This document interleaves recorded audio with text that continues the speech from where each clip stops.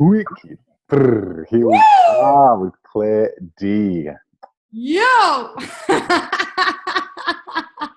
Amazing. Author, speaker as well, and performance artist. Yes, these are the three. Clare Dea, how you doing?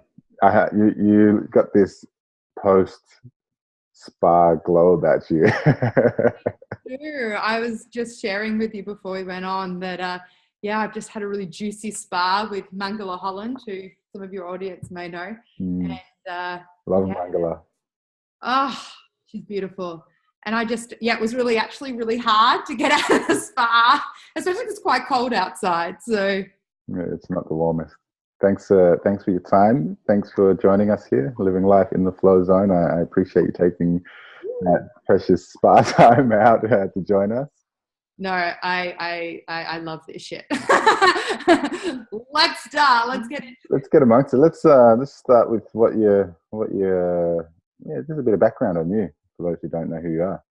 Yeah. What kind of performance art you do? What kind of speaking? What kind of writing? So my story comes from being a ballet dancer, and then when I was 15, I was still really wanting to pursue a career as a dancer, but one little problem happened. Only one breast popped out, and which meant that my body was now not symmetrical and not perfect, and so it didn't look like that I was going to be following the dream of being a ballet dancer.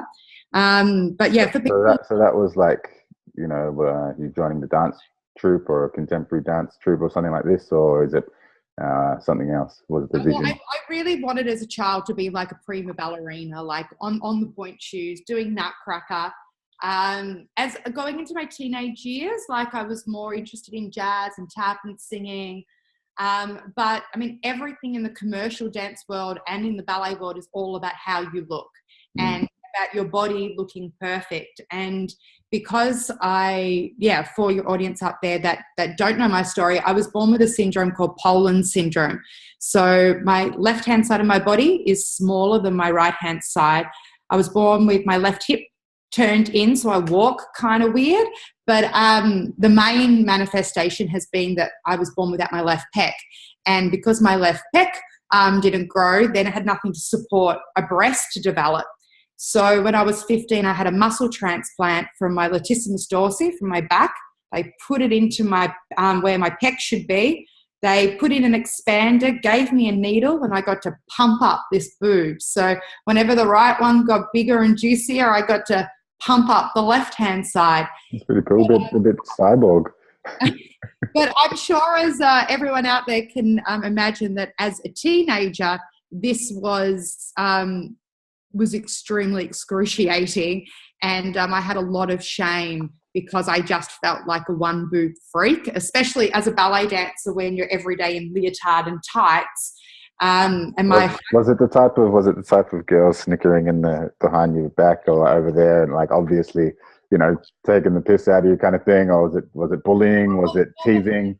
Yeah, well, the thing was that no one knew because I mastered the art of tissue boobs.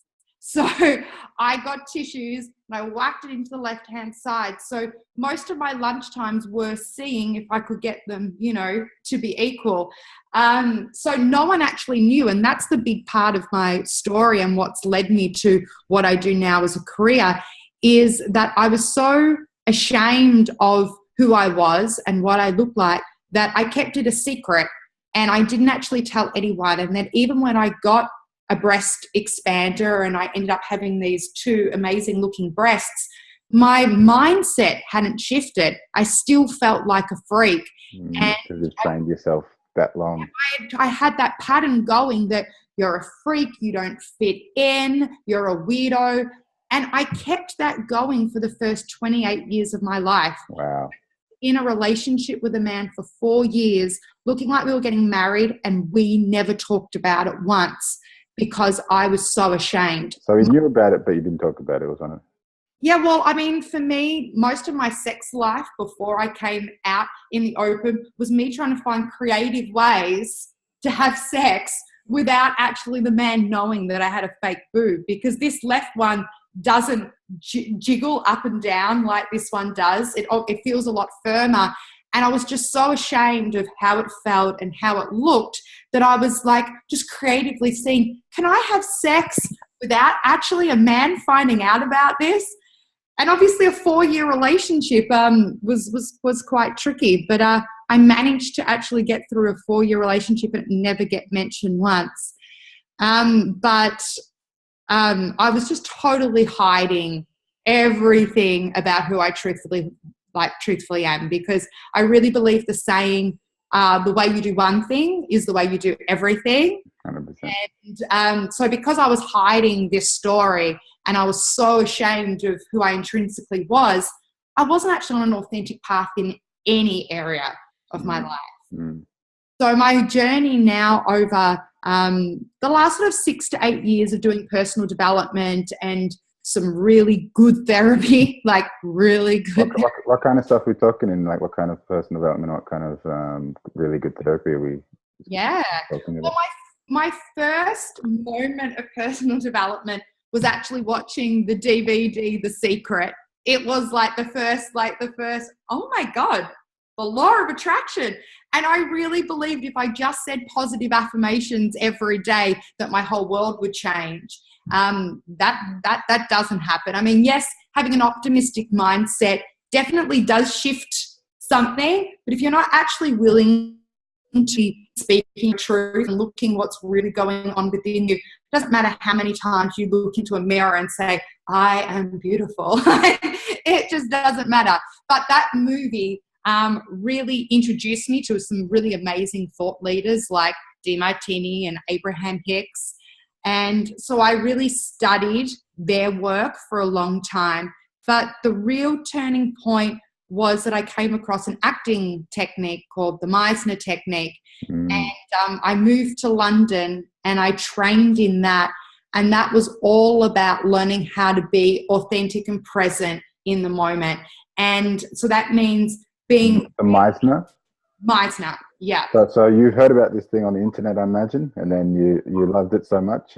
No, well, actually, it was the universe really was on my side here, because I actually, when I was still living my life as a total lie, I was doing musical theatre, and I got a really bad review, and it said she's fake, forced, and unbelievable. And I'm sure you can imagine that would have to be the worst fucking review that you could get, right? And this big reviewer, everyone in the industry read it, but it was the biggest gift. Well, it's the thing as well. It's like how you do anything is how you do everything. That's that leaking in, showing you right there, isn't it? It was the biggest gift because I, in that moment, put out a really potent question of what the fuck's authentic? I didn't know. I was like, I thought I am being real and amazing. So I then went on this journey of really asking, well, what is authentic? What is believable? Because a part of me knew that the review was correct. And so then I was walking down Brunswick Street, and you know how in Brunswick Street there's just flyers everywhere, like promoting every single thing. And I'm at totally. I'm at the traffic lights, and there's this big pole with all of these different posters. And then there's this little tiny poster that says, Meisner acting technique, learn how to be truthful and authentic. And my eyes just went, I'm like, the universe is talking. And because I'm a performer, I was obviously really gravitated towards that. And so I moved to London. So the number of they had an email, or like, and it was like, we're teaching the Meisner technique, but it's in London. Like, what was it? No, it was in Melbourne, and I did an intensive in Melbourne, but the teacher got pregnant and wasn't continuing the training, and no one else was doing it in Melbourne. But this is the bit that you'll love. is that I actually didn't go to London for the Meisner technique. I went to London for a holiday. And I was like, I wonder if the Meisner technique's in London. And so what I did is I Googled, and this poo ugly brown website comes up saying the Meisner technique, the Actors Temple. And even though it was the most ugliest branding and marketing ever, my body went, which always happens when something comes into an alignment for me, right? Yeah, you got the chicken skin. Yeah. And so I knew that I had to go to this school in London. And so I went for a week intensive, and it was the most life transforming, I think still to this day, probably process. I watched this class of these actors doing this improvisation, and it was so raw and real and authentic. And I just went, I don't know how I'm going to afford to stay here. I don't know how I'm going to have a visa to be here. I don't know where the fuck I'm going to live, but I have to stay here. And so whenever I've got a bit of a problem, I ring my mum.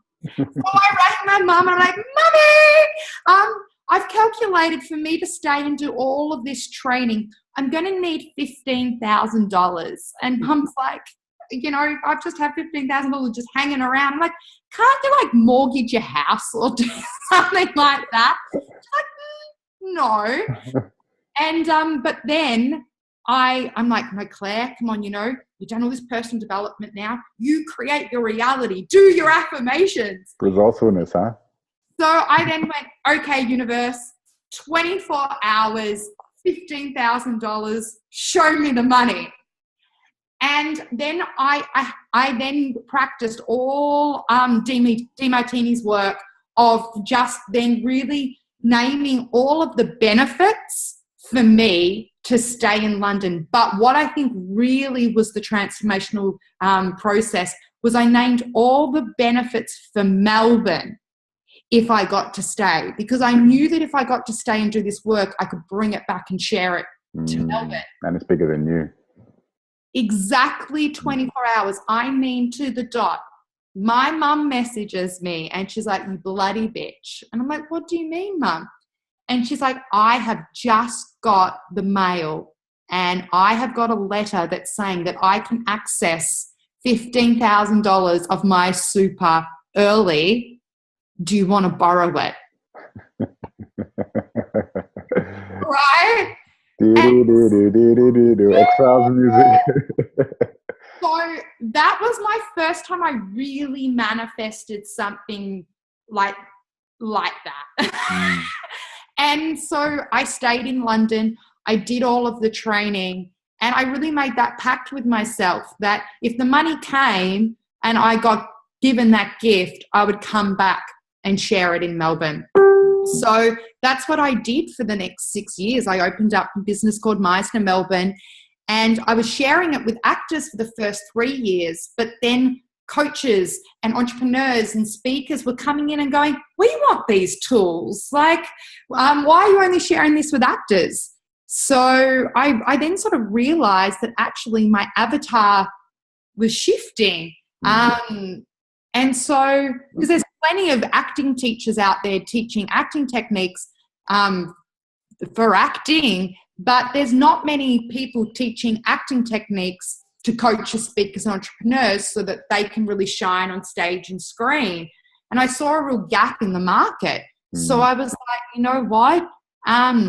Meisner Melbourne, it's me also branding, not really stepping into my brand and being Clare Dea. This is me kind of hiding still a lot of who I am. So I closed the business at the end of last year, which was really challenging. Like a little baby saying goodbye to your baby.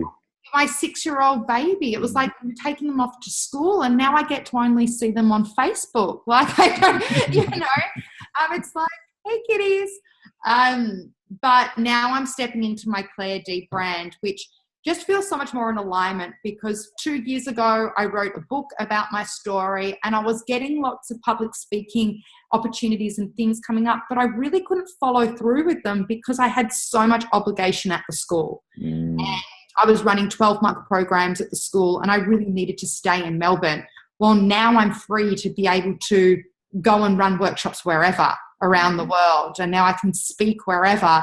So it's really exciting. It's daunting because I don't have the security of that business anymore. I was able to have a lifestyle I love. But yeah, now I'm stepping into the unknown of. It's almost you can spread the wings now. It's almost like a little bit before there was this safety, but it meant that you couldn't spread wide. Whereas now those wings can fly and you can start soaring. Well, definitely the flying is correct, because I just about a month and a half ago, I started songwriting for the first time, and because I'm part of my Clare Dea brand, as I want to create my own one-woman show. And so I started collaborating with Joe Oppenheimer. I'm not sure if you know Joe. Yeah, big shout out to Joe. Big shout out to Joe. Yeah. And we just big fan of Joe. I love him. And we just started collaborating, and that we've created the first song, and the actual chorus is I spread my wings and fly through the sky. I soar, roar, break through the wall. I shine bright, oh shine so bright. Here I am in the spotlight. And so now I did a first draft of my show a couple of weeks ago, and got everyone up singing the song, because my dream is to be a combination of Tony Robbins, Madonna, and Oprah. Yes. Pushed together. Yes.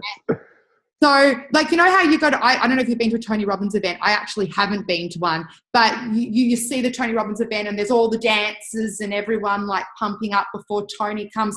Like, I want a whole freaking stage show, like, like singing songs, getting them all in, and they know the songs. So it's like this rock concert before we break through the shit. Amazing. That's amazing. And that'll be released soon. When is that? Is that like a single that you're doing, or is it part of a bigger project? Or?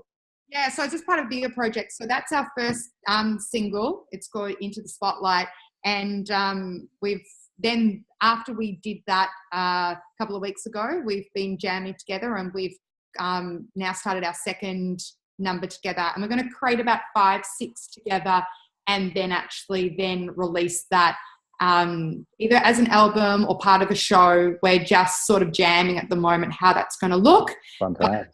We've got a director on board, and yeah, I'm thinking maybe April next year to actually then launch the CD, the show, and the rewrite of the book, because I'm rewriting my book at the moment, just so that it's in alignment with my brand now, because I wrote my book when I was still Meisner Melbourne. And so a book, a lot of the time, being a lead magnet for the entrepreneurs out there, it doesn't really make sense anymore, my book, which the way it takes the audience. So I'm just doing a rewrite and making sure that the book actually leads them in the direction to where my business is now going. Cool. So that's April launch. You'll be finished. You'll be ready to relaunch that.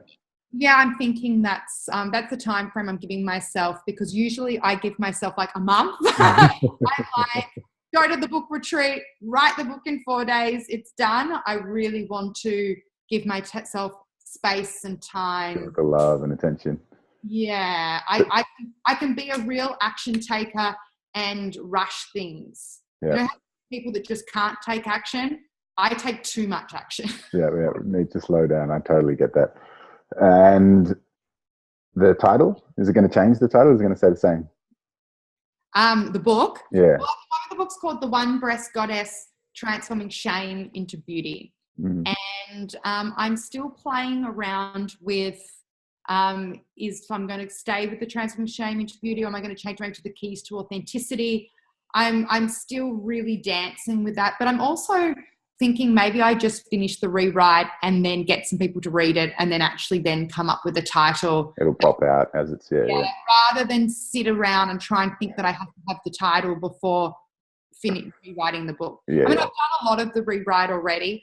I went away to Cairns late last year and did a lot of the rewrite, but I really wanted to I don't want to republish this rewrite until I'm 100% congruent with my business. Yeah. not only just let my business go with Meisner Melbourne, but all the patterns of behavior and stuff I'd also created for myself that weren't serving me. And I'm like, I don't want to really launch this new brand or this new book or this new business until I really get myself out of the way. What type of things were they, just out of curiosity? The need of control. Like delegation, or not delegating, or yeah, well, we're definitely feeling like, I need to be doing this by myself, and can I really trust other people to jump on board and love my baby as much as I do?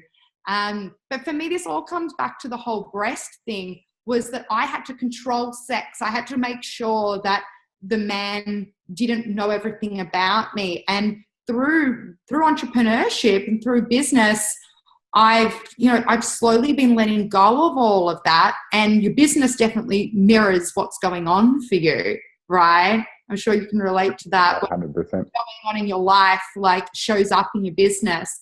And I just really also, my identity, I based myself around my business and the success of my business. And I'm like, who am I without a business? Who's Claire without a business? And so this year, I haven't been racing out to create any big, massive project, or because I'm like, I want to know who I am without my work as well. And I've been creating time, like, for love and romance and just things that I've been, I didn't have space or time for, because I was just such a focused entrepreneur with the vision and the purpose, and no space to just explore all these other parts of myself. So it's really sort of refreshing to be like, you know what, Claire, your identity isn't on what you're creating out in the world in your business. And just really breaking those patterns. And also just with money, is that I really believed that the only way that I can make money is by running a workshop. Like, that belief, like that I'm only valuable by running a workshop. Because having different streams and different income streams. And well, yeah, because I mean, the last 2.5 years I've been doing a dating plan and a dating strategy, which is it's been based around a book called The 4-Man Plan, which is all about, a little bit of this, a little bit of this, little this, until something really comes into alignment. And I'm really trying to do that now with business and with making money, is be able to really see that I can make money in all different ways. And so then I really had to let go of all of my energy going towards the same workshops. And just had to broaden the horizon, broaden the mind to these new possibilities. Yeah, well, it's really exciting. Like, that's just happened in the last couple of days, is that a colleague contacted me from Perth and said, I've got all of these women in my downline for my business, all needing a mentor to hold space for them, because they're all just lacking confidence and authenticity. And I know that you've got a product called Authentic Confidence. So maybe you could run this online group for us. And over the last 24 hours, we've had 400 women join. And all of a sudden, these women are all now exposed to my online product. And I'm like, oh my goodness, like, this isn't me running a workshop. I mean, yeah, I'm holding a space, but it looks different. I'm still facilitating. It's a bit more digital, and you can do it from home. I can do it here. Like, this morning, I did the live video from this very seat. Yeah. I was like, I've just reached 400 people with my product. Now, if I run a workshop, I'm maximum running maybe 50, 60 people in the room, like maximum. And I'm like, oh my goodness. And these are women from all over the world. It could be, they might be in Bahrain, for all we know. Like, how blessed are we that we have the internet? Oh, the best. Like, we can have this conversation. Like, it's quite amazing. Well, I know, I mean, because I haven't even like had a proper conversation with you in person. I've seen you around the traps, but I haven't actually had a proper, you know, one-on-one in-person conversation. We're having our first conversation here on a computer screen. It's absolutely stunning. I'm a massive fan of technology and the internet and all this new stuff, like the Snapchats and the Instagrams, and you know, people saying that where everyone's head and focus is in the screens. I do get that, you know, we don't want everyone just to constantly be in their screens. You know, I have a rule: if I'm walking down the street, I never look at my phone, or if I'm on public transport, I'm not in my phone. I'm actually taking in the environment. But I do love what it is possible.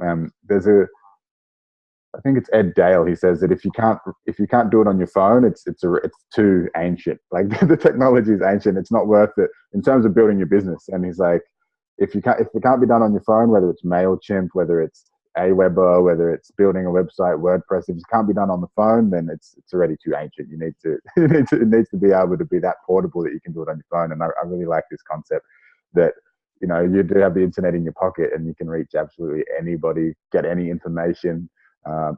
The thing that I love as well is if you don't know how to do something, YouTube, Google, yeah, Facebook. Facebook.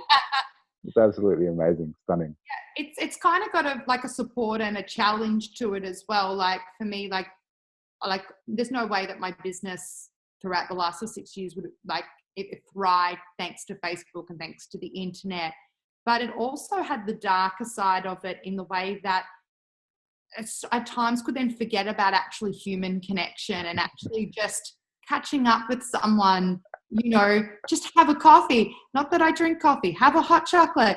But I think, and that's the other thing that I've been dancing with is, yes, like, 'cause I want to leverage business, that yes, I can be really leveraged on the internet. And yes, I can be talking to these 400 women online. But because also like the main thing that I'm doing now is coaching public speakers and coaches and entrepreneurs around how to speak to many.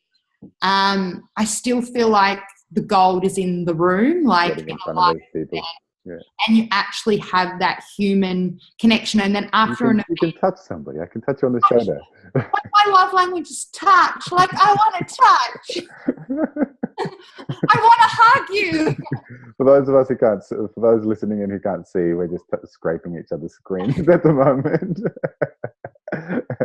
So that is the thing that I realized, that even though I do want to a leverage business and I want to be able to reach people all around the world, and the internet is amazing, I really don't want to forget the power that you can have by just getting to be with people in a room. And especially if you get an opportunity to be able to speak in front of a room of people, like, you have that opportunity to build so much, not just credibility, but likability and trust. And the connection. And real connection. Like, even like sharing my story with these women earlier this morning, and I was, sharing my vulnerable story, even just, sharing bits of it with you today. It doesn't feel as vulnerable sharing it. Because you're by yourself, essentially. No one's really around you, quote unquote. And when I'm doing, a public speaking event, and I'm actually taking in each person in their eyes and really connecting in with them and breathing them in. Yeah, I mean, if someone said to me, what are you the most passionate about? It's those moments of connection that when I'm either speaking or performing and I'm looking at the audience in the eye and actually having that dance with them, that's the moment where I feel the most connected to source and feel the most alive. Beautiful. Yeah, I crave those moments. It's amazing. And just on the authentic confidence, something that's been coming up, or I've noticed a few people mentioning recently, is about this kind of authenticity as a sales idea, or as, it's like, oh, be authentic. I think someone was mentioning that they went to an authentic, like a day about authenticity. And there was like entrepreneurs in the room, and business owners, and they were teaching authenticity and as a ploy, and it's like seemed that they didn't actually really experience any authenticity on that whole day. Because I saw that post from yeah. Facebook. Yeah. So what is your sort of definition of authentic confidence, or authenticity and confidence, and how do you feel, or how do you kind of see it, and how do you teach that, and what would you recommend to people that There's a lot of questions. Yeah. So I guess for me, being authentic is a journey of embracing all the parts of who you are. It's a never-ending journey. You don't get to the point where you're like, well, I've worked out authenticity and I don't need to work on that anymore. For me, it's a never-ending process of getting to know yourself deeper. And for me, being authentic is just sharing where you truthfully are in the moment, but also knowing that that is just a part of you. Like if in the moment, shame or guilt or jealousy comes up, you could choose to squash it down and hide it, but then what you resist persists, so it's just going to get bigger and bigger. Or you can address that color of the rainbow has come up for you. Like I might go jealousy sort of a red and the guilt's of an orange, and you can address it. And but then there's also then the bigger part of yourself that is holding, or I call it the coach. I call it the baseball coach. Like we have all these different players. We have all these infinite parts of self, and they're all the players of the team. No, that's a different one. Religious. That's a different coach. I explain it is that we want to have a coach of the baseball team who actually gets to know all the players on the team. So gets to know all the parts of who you are and gets to know how you operate and gets to know what your weaknesses are in some areas and what your strengths are. And so that when a situation arises, you might have all these different parts of you screaming out to be expressed, but you've got this coach that's witnessing the whole thing and actually can help monitor these parts so that it can be the most integrated version of yourself, that you're wanting to get all of your parts in alignment. And that's, to me, what flow is. That's when you experience flow. So I know this is one of your passions, is that flow for me happens when all of my parts of self are in alignment. It's like they're all got an alliance with each other. So when I said I did good therapy, and I didn't answer this earlier, for the last 5.5, 6 years with my therapist, we've been doing voice dialogue, which is all about getting to know the parts of self. And I see it sort of like a game of Survivor, is that it's about getting these parts of self who don't really like each other. So, for example, I've got the spiritual teacher who is very light and bright. And then I've got my devil woman, and she does not like the spiritual teacher. But what I've done is, through also sort of integrating DeMartini sort of processes, you collapse them on yourself. What the benefits are for these two parts to jam together and play together. And then what happens is when they become friends, I experience more alignment. And as I continue this process of jamming with all the parts of myself and they become friends and they all go on the same side, like they're all playing on the same team. They're all pulling in the right direction and pointing in the right direction towards the same common goal, rather than pulling you apart. Right, because you think about in a sports team, is that are the players all trying to be stars, or are the players actually working together for the same goal? They're all playing their role towards the same. Yeah, that's when you get flow anyway. Yeah. So I know that if I'm not in flow and I'm not in alignment, it means that one of my parts is off. They're trying to be the superstar. And yes. Yeah. And so what you need to do is then give that part some space to actually be seen, be heard, be loved without any judgment, but then also separate yourself and be like, okay, well, you've had your time and you've had your space, but this is the goal here. And let's actually then, I lovingly give my parts a good benefits and reasons why we need to get back on track. So how you can get your needs met, whatever you're asking for, but still be in line with where we actually want to go. Yeah. So that's definitely one step of becoming authentically confident, is actually to integrate all of these parts. And I imagine that as that process, you said it's like a never-ending process, because there's always going to be parts of you that are kind of conflicting and have different ideas of where you want to go or it wants to go. And I imagine that as you integrate more and you realize that we're all working towards the same goal, that you just get ever more powerful. Like you just feel like it's almost like a transformer that has more and more parts, or Voltron, and you just keep getting bigger and bigger, more powerful.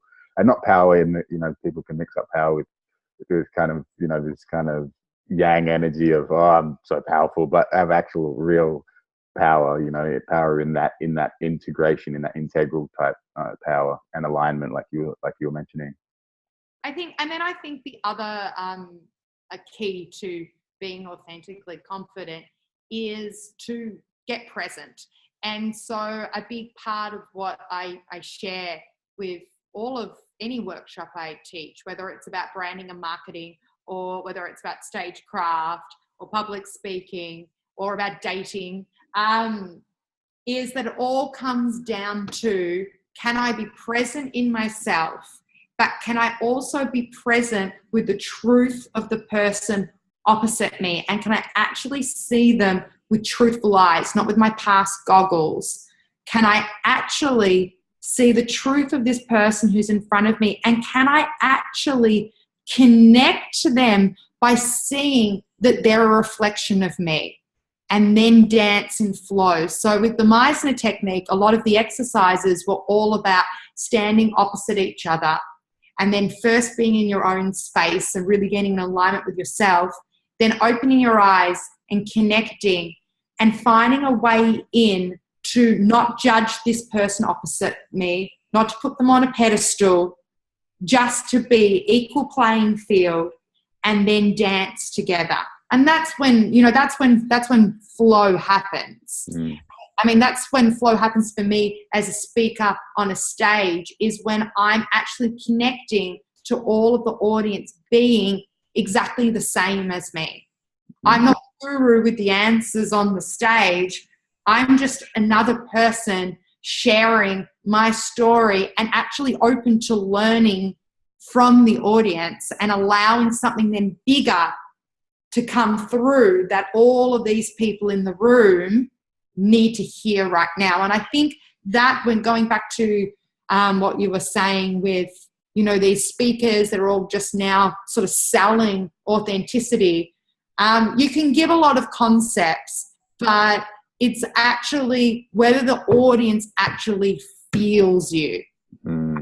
And the only way that you can be felt by the audience is if you're living and breathing what the topic of the workshop is. So, for example, I always cleverly name a workshop or a program I'm running into something that I am 100% committed to embody, because that is being authentic. That's you're not actually going in and teaching some concepts about being authentic. You're actually living and breathing it, and you're willing to fail, to just be messy on that stage, or when you're doing that workshop.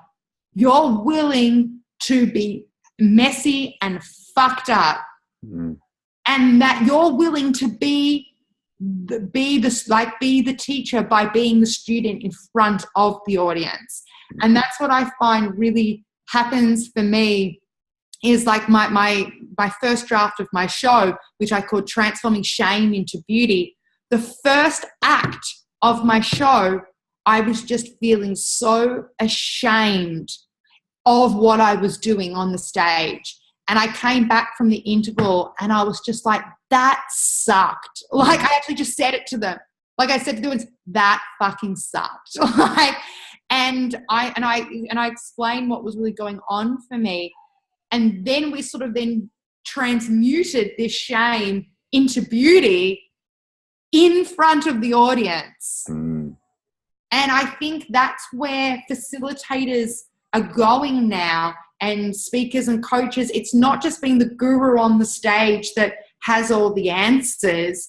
It's actually being the person that the audience can relate to and goes, wow, they're just a human being going through the shit that I'm going through. They actually don't know any more than me. We're just all in this together. And then I feel like when the whole room's then held in that way, something magical happens. The creative inspiration just takes over, and then everyone goes on this journey together. And that's the idea of getting out of the way, isn't it? It's any preconceptions of what you should be or how things should be perfect, you know, this perfectionism thing, or I'm not doing it right, or, you know, if you're out of the way and just being present to what is, you can express that. And some of the most moving performances I've seen, or presentations I've seen, is when people are like, look, I'm so nervous right now. You know, they're just telling you exactly what they're feeling. I'm shaking, and they just pour it out how it is. And then that is the thing that allows you to connect with them, you know? Yeah. And I think then I've actually now, I mean, I've been guilty of this myself, but also watching others, is that now you can get into a habit of being authentic and real, that you can then kind of it's like fake authentic. And that is the thing, is can you actually be authentic every single time? Are you willing to go deeper within yourself? You find that new level. And yeah, which is also why this year I'm enjoying also, I'm running such a smaller amount of workshops than I've ever done, like in a long time. And so I'm not putting myself out there every day so much in that way. And I'm just having more spas and more love time. And I'm kind of loving it. Like, I like, for 6 years there was just every day was like, how courageous can I be today? And how much can I put myself out there? How authentic can I be today? And you know what? My authentic voice is now just telling me, you know what, Claire, life is supposed to be fun.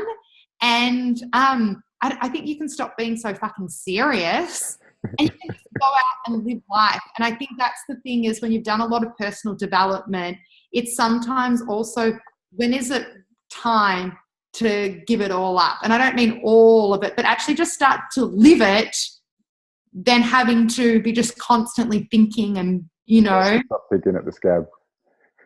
Yeah. Let it heal a little bit. The ballet, are you incorporating ballet into your show? Well, I dance in my show. So if I've done branding and marketing workshops where I bring 8-year-old Claire to the stage, I wear little pigtails and I play the recorder, because when I was 8, I busked. From 8 to 16, I busked to pay for dance classes. My parents were retrenched, and so we didn't have money for me to be able to go into dance classes. So I would busk for an audience, and sometimes I would then pull out the ballet moves as well. And so little 8-year-old Claire would do ballet.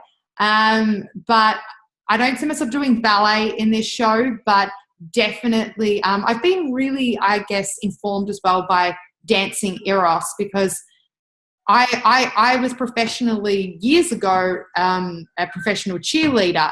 And so, but this was before I'd come out to the world with my story. So here I was wearing these skimpy outfits and being this sexy cheerleader, but there was not one part of me that felt sexy. And there was not one part of me that felt pleasure doing that. Sounds a little bit inauthentic.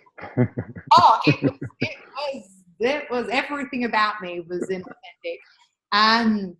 But then when I did Dancing Eros probably about 3.5 years ago now. It's a while. And so I guess just integrating that, and then different other tantra practices that I've done, and just really starting to develop this more loving relationship with my body, is that now I enjoy dancing from there. And so when, for example, we're in the middle of our song and Joe's just doing a jam on the piano, I'll dance, but just dance what feels good in my body rather than this choreographed. It's rigid ballet type stuff. Pom-poms. Give me an S. But I mean, everything's perfect order, because my cheerleading career actually led me to India, and I did 7 weeks dancing all over India, and we had like 40,000 people in the audience. Wow. And so from now, looking back at that, where I want to go, where, you know, my dream is in, 5 years' time to be doing stadium, Tony Robbins sort of events and wanting to perform.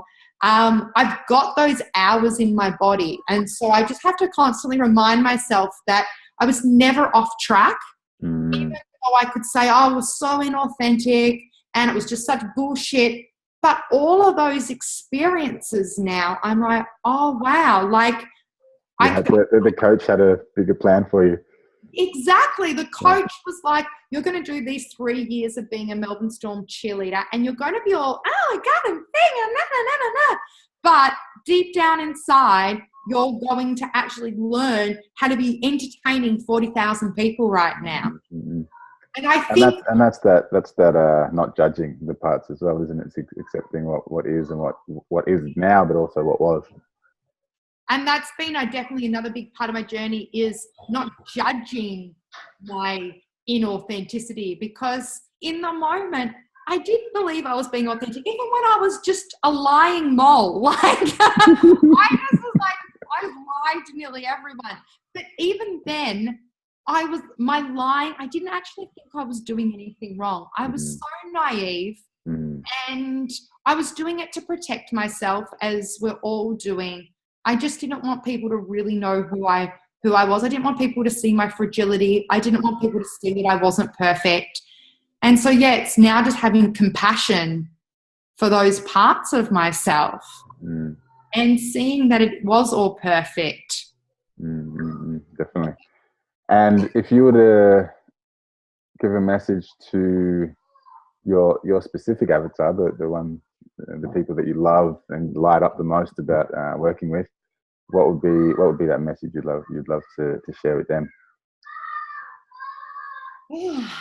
Your kids are cute in the background there. Let me think. What would be the message that I would love to share with my key avatar? One moment. Well, my avatar at the moment is predominantly coaches, creatives, and entrepreneurs that want to share their message to many.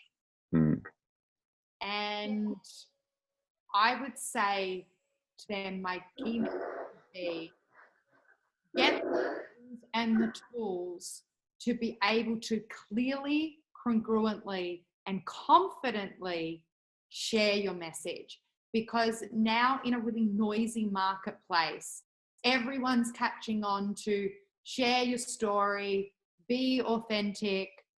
But if you actually want to make an impact and stand out, then you need to take the time to really learn the craft of storytelling, really learning the craft of creating systems and structures so that you can present with ease and with congruency and confidence. And so that's what I really love to help people with, is actually providing a safe space for them to come and learn the skills and the tools to be able to share their message to many. Amazing. And what's the thing that you're most excited about at the moment? What's the thing that's really lighting you up? Well, I'm about to go to Bali. That's pretty exciting. Like as in tomorrow, or what are we talking? In about a week's time. Yeah. I'm going with my new lover. Ooh. And I haven't been on a holiday with a lover in a long time. And you're going to be totally both-sided, not one-sided. Exactly. Amazing. Yeah, just getting off the grid, and I think the time in the sun, by the beach, with a lover, I think is just the best thing to do, for business, is to take time away from your business. This is true. And giving yourself that space to re-energize. Yeah, to reignite the passion, reignite the fire. Yeah. Awesome. And lastly, thank you so much for your time. Lastly, something that you'd like to leave the audience with, a thought, an idea, a question, a concept. Hey, there's my little man. I wake up every morning and I ask myself questions. So questions like, what is possible? How much fun can I have today? Who could I meet today? And then I'll usually get up and go for a walk and actually then say, what could happen on the walk? Where could I go? What roads could I travel?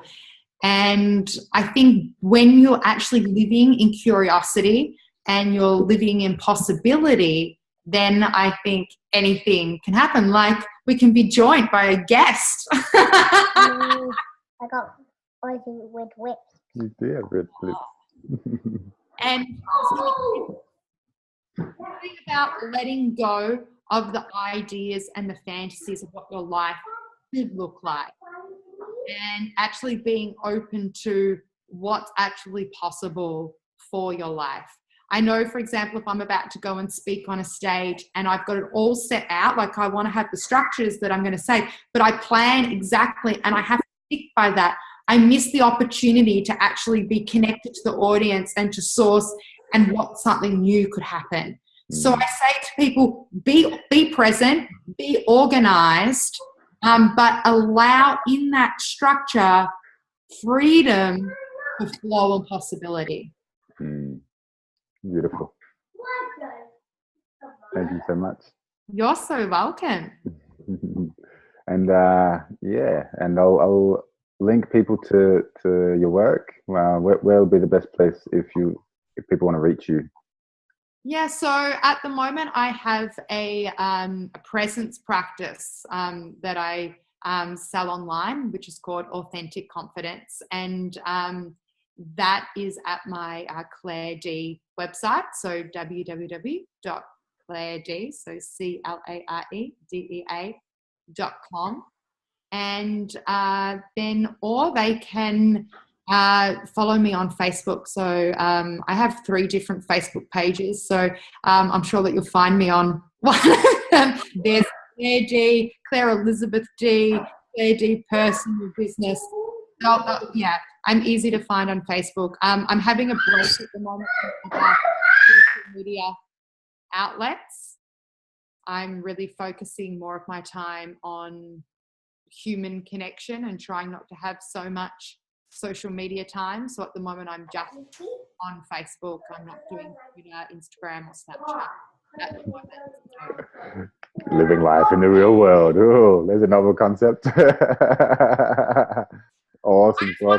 I just want to say a huge thank you to you for providing all this value for your community, and just thank you for the opportunity, because we haven't got to connect. I've heard so much about you from so many people, and I watched likewise.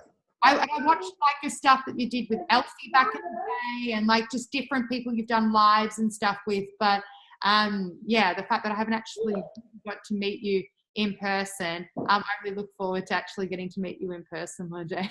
Yeah, we'll make it happen. I'm in Melbourne now, so let's make that happen. Amazing, awesome. Are you Melbourne based also? I am, yeah. Perfect. Yeah, it's inevitable that it'll happen. Yeah. Have an amazing time in Bali, and hopefully we can do it again sometime. Yeah, let's do it. Till then, rock on.